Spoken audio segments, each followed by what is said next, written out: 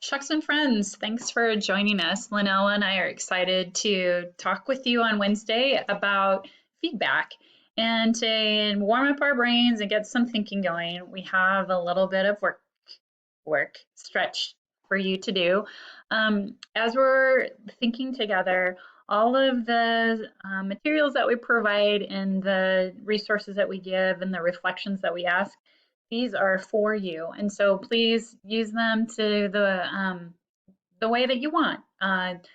Engage with them to the depth that you would want. And we're looking forward to thinking with you all of the work that you're doing so far. We are so proud of our Shuxen teachers in our community. And so thank you for letting us be a part of that.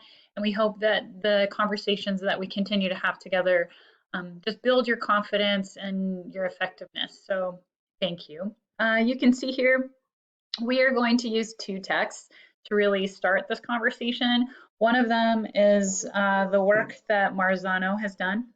Ooh, this is really great. Lots of bullet points, which I love, and also understanding by design. And so those are two texts that have really, as we started thinking about feedback, we really started remembering and hearkening back to some of these foundational texts for some of our own work. So what we have for you here is a learning plan, and a shout out to Will Middlebrooks. Thanks for your amazing plan that I totally stole your formatting. I think it's amazing. So thanks for that. The first part, we're going to read and reflect. This is not Amy Carter.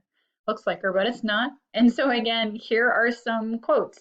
So if you take a look at them and then respond in whatever way, bullet points, questions, leave it blank, but here's a space for you to do some thinking. And then as you get further down the document, you can see here's a final place for you to think about, how does this text inform your ideas about giving students feedback? Are there any words and phrases that stand out to you? And then as you head into the second part of this warm up, what we're asking you to do is to take a big leap and do a little bit of comparing and contrasting. And this is a unit template that has been created by Understanding by Design.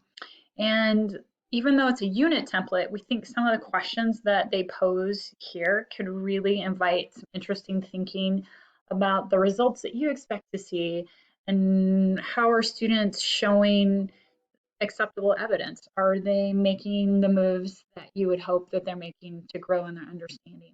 So take a look at that, do some annotating, and again, write as much as you want or not.